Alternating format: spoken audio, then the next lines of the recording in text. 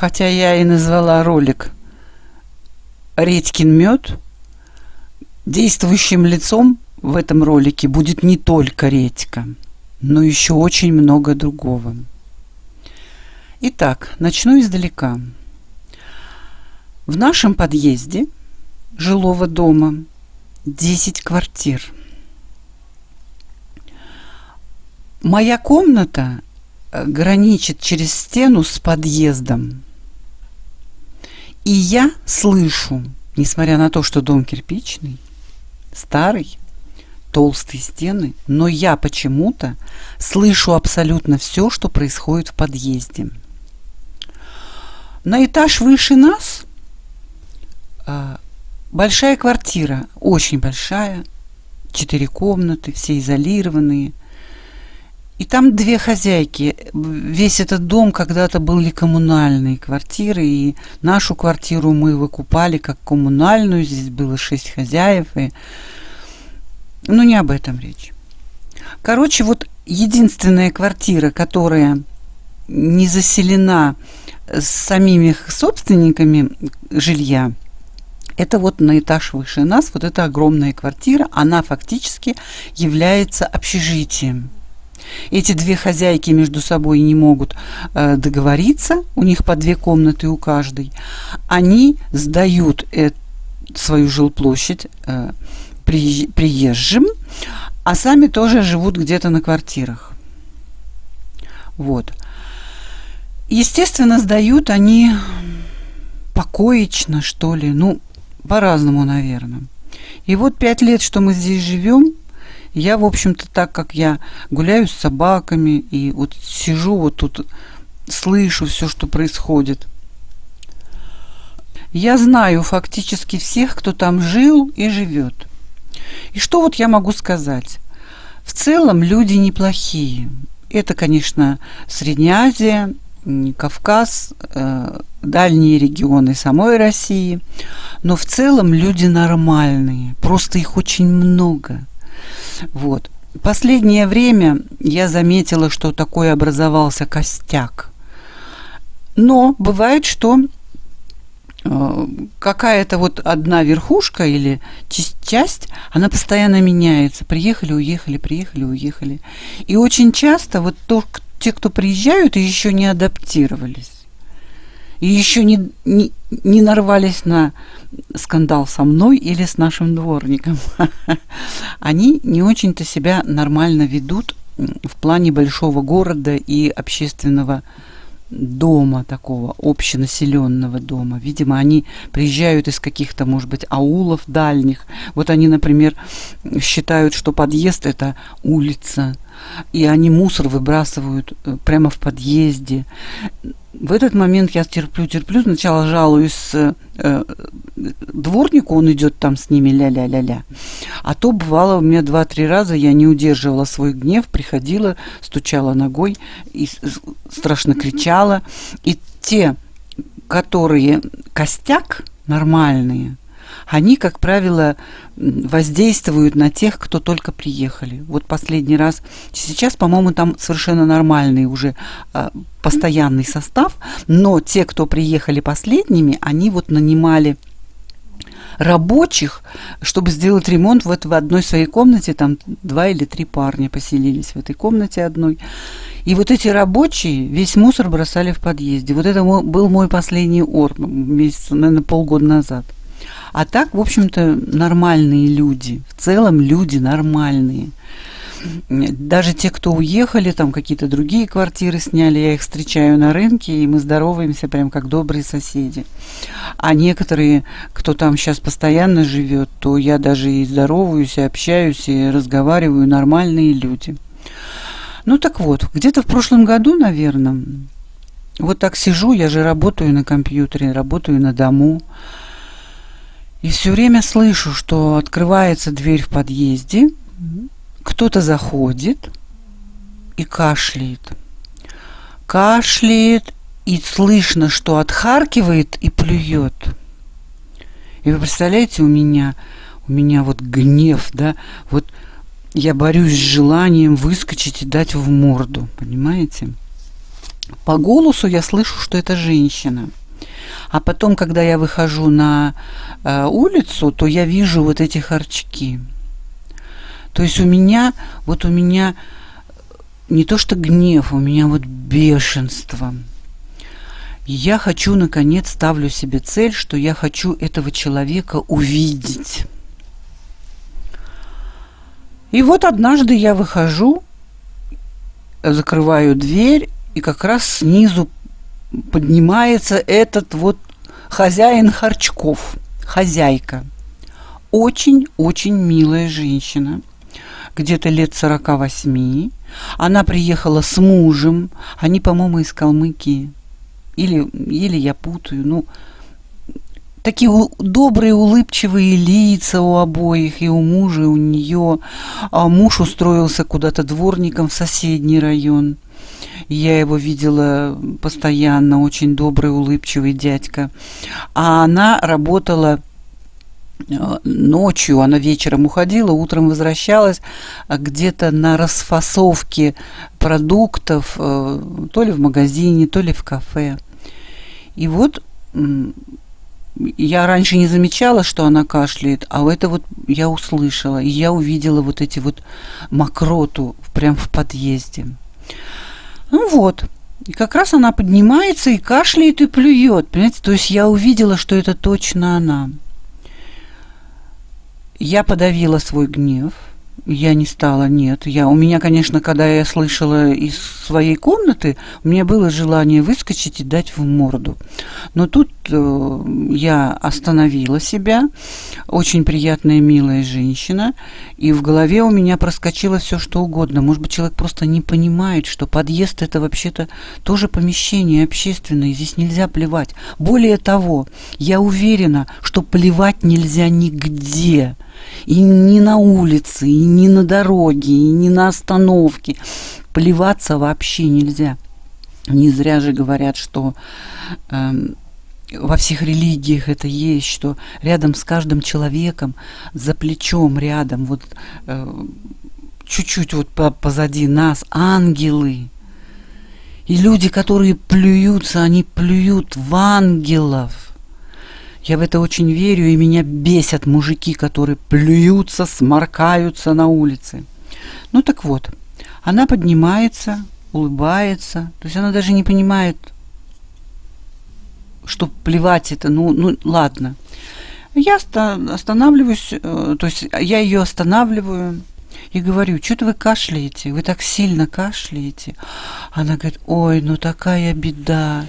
Я уже переболела острым бронхитом, и антибиотики проколола, и все пропила, и в больницу платную ходила. Я видела их уже где-то с год, они в Москве. Вот. Я, говорит, не могу вылечить, я уже устала пить. Я даже ходила, у них же, они же приезжие, у них не прописки, они все в частную, платную. Все, говорит, и даже на УВЧ ходила. Оно не проходит, и все. А я говорю: а я знаю почему. Она говорит: почему? А я же понимаю, что очень много суеверных людей, даже высокообразованных. А тут я вижу, что какой-то аул, явно, что там 3 класса образования. Ну, люди-то нормальные, порядочные, но просто она не знает. Я говорю: вы знаете, вы такая милая, но она действительно милая внешне. Я думаю, что вас сглазили. Ну, если вы уже антибиотики пропили, уколы прокололи, и вот это не проходит, вот это вот через мокроту, это сглаз. Она говорит: точно, у меня столько завистников, у нас там дома, дом хороший, мы такие хозяева хорошие, у нас хозяйство, очень много завистников. А сейчас, говорит, мы в Москве вот зарабатываем, да, точно, говорит, это сглаз. Я говорю: а я ведь знаю, как вылечить. Я вижу, у нее глаза загорелись. То есть человек мне верит, я попала в точку. Я попала на нужную волну. И я говорю: у меня бабушки умели лечить, и я умею. Хотите, я вас вылечу? Она говорит: да, хочу. Я говорю: в общем, что делаете? Рассказываю. Покупаете багульник в аптеке. Багульник – это трава отхаркивающая. Неделю пьете багульник. А потом можете любую другую траву. Прям по инструкции, как там написано, не нарушайте инструкцию пить. Багульник больше вот этой пачки одной пить нельзя, он ядовитый, но он очень действенный. Я скажу, почему я это багульник, потому что когда у меня в молодости были неистребимые бронхиты, вот никакая трава не помогала, мне помогал багульник. Ну вот, значит, багульник пропьете, а потом любые, есть так называется сбор отхаркивающий или грудной сбор, любой покупаете, лучше разные, и пьете их постоянно. Но этого недостаточно, я и говорю. Вы примерно пока багульник пьете, купите редьку зеленую, вот как вот у меня на картинке, но я ей объяснила, зеленая редька, которую вот в Средней Азии натирают или тонко режут и подают к плову. Насчет черной, когда я зеленую редьку покупала, там узбечка мне продавала ее, она говорит, а если от кашля, говорит, нужна черная редька. Я говорю, не надо мне рассказывать черная редька. В Средней Азии не росла черная редька. Я с ней познакомилась только в России. А мы всегда лечили бронхит зеленой редькой. Она говорит, первый раз слышу. Я говорю, ну вот, знай. Значит, я ей объясняю. Вот я в этом фильме все покажу. Значит, покупаешь эту редьку, хвостик ставишь в стакан, чтобы хвостик вниз был. Желательно, чтобы хвостик не был обрезанный, а то сразу все выльется и все. А нам надо, чтобы там пропиталось. Потом делаешь, говорю, рюмочку внутри этой редьки и наливаешь туда мед. Желательно мед должен быть натуральный, не поддельный. Вот, но это уж как повезет.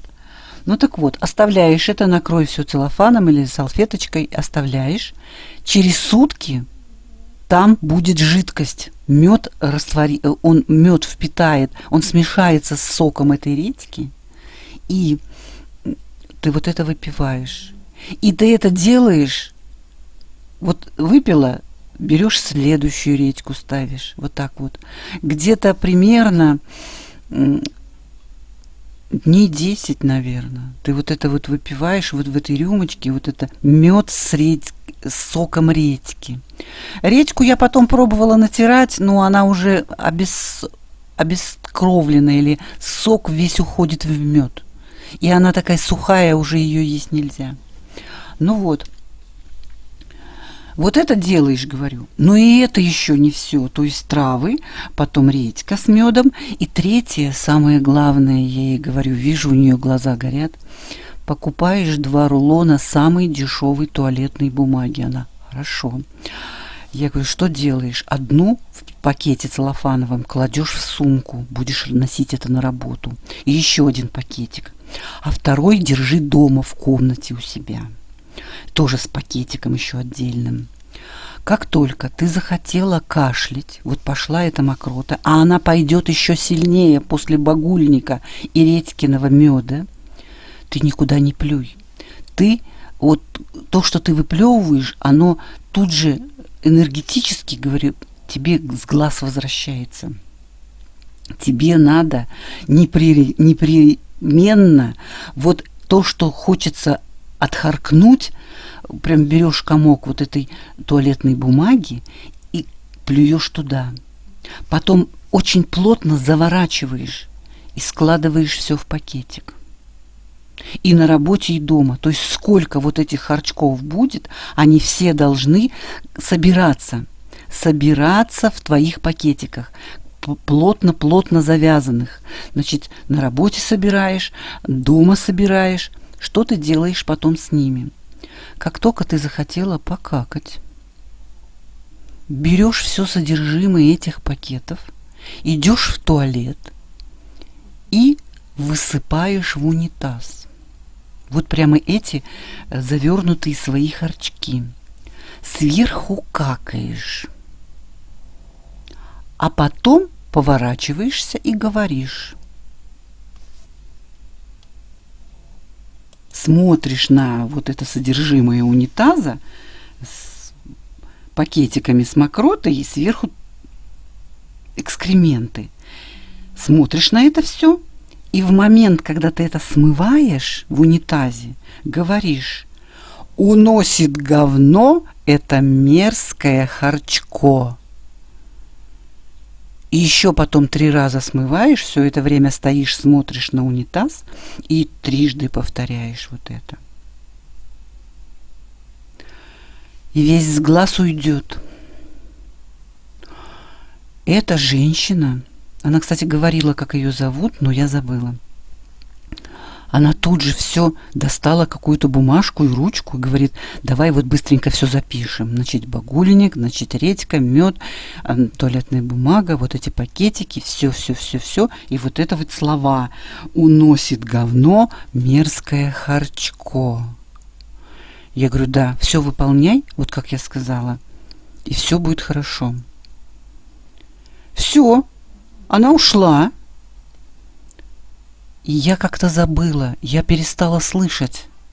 Я забыла вообще об этом разговоре, обо всем, потому что вот все, что у меня накопилось, вот злость вот на всю эту ситуацию, она как-то вот в момент диалога, она как бы ушла. Я забыла. Проходит, наверное, месяца 3, потому что сезон, он как-то то была зима, то тут, смотрю, лето. И вдруг она идет мне навстречу, улыбается, подходит ко мне и говорит: боже мой, как я тебе благодарна, давай я тебе подарок сделаю. А я говорю: а давай ты мне подарок не будешь делать, спасибо, вполне достаточно. Она говорит: ты знаешь, за месяц все прошло. Чисто-чисто, никаких кашлей, никаких першений. А ведь у меня эти бронхиты постоянные дома были, по полгода вот это, это ужас. Я говорю: да, это был сглаз. Она говорит: да, а это я вылечилась. Как я тебе благодарна, совершенно чистые бронхи. Потом прошло еще какое-то время, вот, по-моему, да, еще, может быть, месяца 3. А я через балкон смотрю, такси стоит, и они сумки таскают с мужем. То есть они уехали. Да. Ну, что я могу сказать? Конечно, я ее обманула. Никаких сглазов у нее не было. А если и были, то я их не вижу, не чувствую и колдовать не умею. Я просто из своего жизненного опыта рассказала человеку все, что надо делать, чтобы вылечивать остаточные явления от бронхита. Если посмотреть атлас по анатомии, то мы можем увидеть, что бронхи наши, они как гармошка. То есть там миллионы складочек. И когда у человека тяжелый бронхит, и даже если уже пролечен, там в складочках везде могут остаться вот эти лейкоциты, вот эта вот мокрота. И вот она продолжает отходить, она продолжает щекотать. И дело в том, что люди вот не долечивают хотя бы там миллиграммочку в каком-нибудь маленькой складочке. И при следующей простуде или инфицировании бронхит начинает заново свой победный ход. Вот поэтому он и называется хронический, потому что вот в какой-то складочке какая-то маленькая лейкоцитка осталась, и вот от нее опять идет пляска. А если вылечить вот так полностью, и еще после этого лечения, которое вот мы провели с соседкой, еще провести мероприятия по укреплению иммунитета, там, по закаливанию, улучшению питания, там, очищению организма, то бронхиты не вернутся больше вообще. А у нее возвращались, видимо, она не долечивала, оно там вот это постоянная там у нее микробная среда, тут же она опять простужалась, это все заново и заново. Вот. И тут человек, который верит во всякие такие. Если бы я ей сказала просто: ты такая вот нехорошая, невоспитанная, плеваться нельзя, она бы меня не услышала. Человек слышит только то, к чему он готов. И он запоминает только то, что он понял, и то, что он осознает, что ему это надо. Вот большинство людей верят в сглаз, и этим надо пользоваться, чтобы, во-первых, я ее подвоспитывала, и я думаю, что она никогда больше нигде не будет плевать. А во-вторых, я помогла человеку вылечить. И даже если она еще раз заболеет там у себя дома, то она сделает вот это все. Она поняла, я ей сказала 100 раз, что просто так вот ты только заболела, и уже бежать за редькой и багульником это бесполезно. Надо сначала пролечить как положено пролечить простудные заболевания, бактериальные. И только потом, когда вот эти остаточные явления, то нужно лечиться уже так, как я сказала. И не забывать про говно, которое уносит мерзкое харчко. Да, и я думаю, что эта женщина будет всегда меня вспоминать добрым словом, никогда не будет плеваться.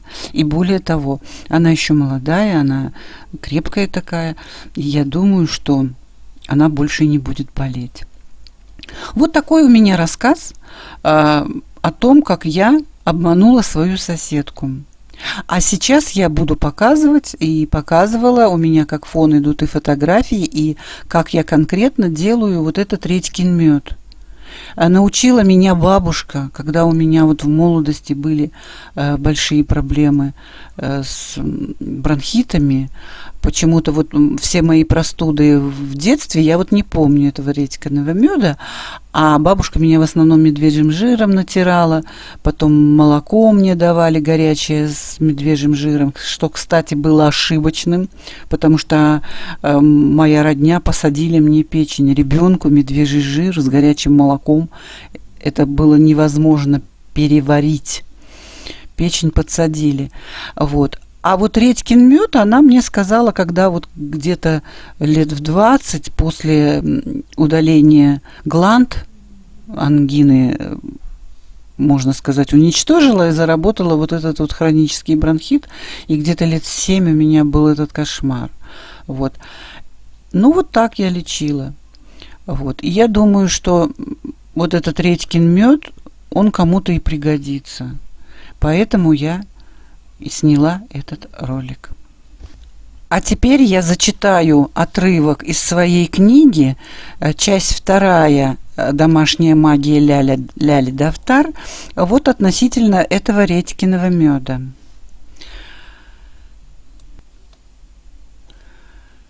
Итак, текст из моей книги. Редькин мед. Легкие серьезно страдают не от простуд и вирусов. Серьезно они страдают только от неправильно выстроенных контактов с окружающими людьми. Годами не выстраиваются отношения, разрушается дружба, не сохраняются приятельские связи. Жди неизлечимого кашля. Я не была свободна изнутри. Отсюда при моей отличной коммуникабельности и внешне легкого схождения с людьми у меня нет никакого запаса отношений, правильных и надежных. Чтобы не кашлять и хорошо выстраивать отношения, нужно внутренне освободиться. Как? Открыто высказывать свою позицию. Для меня только один способ оказался действенным – организовать себе особую трибуну. Я имею в виду вот этот канал в YouTube. И вещать с нее то, на что не осмеливалась в течение всей жизни. У кого-то еще есть возможность высказывать свою позицию обычными способами. То есть кто-то напрямую может общаться с людьми или хочет. А у меня только один путь. Письменная речь или вещание с экрана без обратной связи. На дискуссии у меня уже нет сил. Я даже, видите, в своих роликах никого не прошу написать свое мнение. Я ни с кем не буду дискутировать. У меня на это нет сил. И мое время уже прошло. Кашель излечится, если огласить свои внутренние болевые точки. Именно так я и делаю. Кстати, я время от времени все равно кашляю, хотя бронхитами я уже не болею, как в молодости. Да, я делаю редький мед. Очень приятная жидкость получается, но этого недостаточно. Я делаю ворожинку. Вот вот весь процесс создания вот этой жидкости редькин мед я называю ворожинка. И вот как у меня в книге написано. Ворожинка редькин мед. В зеленой, цветом имеется в виду редьки, выдолбить чашу. Установить в банку хвостиком вниз. Заполнить чашу медом и прождать сутки. Потом выпить получившуюся медово-редичную водичку. Делать такой напиток столько, сколько надо для излечения от кашля. А на медово-редичную водичку я нашептываю, двоеточие, кавычку открыть. Это моя запароленная заговор или речитатив. Итак, кавычки открыть.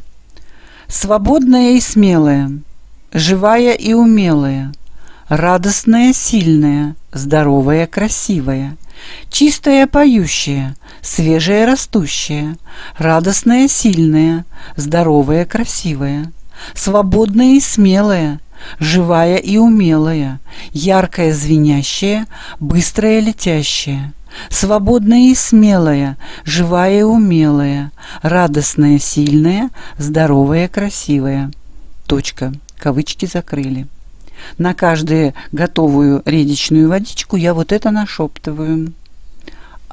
Действие усиливается. Значит, это я прочитала сейчас отрывок из своей книги «Домашняя магия Ляли Дафтар», часть 2. Она еще не размещена на Литрес, а вот часть 1 уже размещена. И я дам ссылочку внизу под описанием к этому видео. На этом я прощаюсь. Не болейте. Будьте здоровы. До свидания.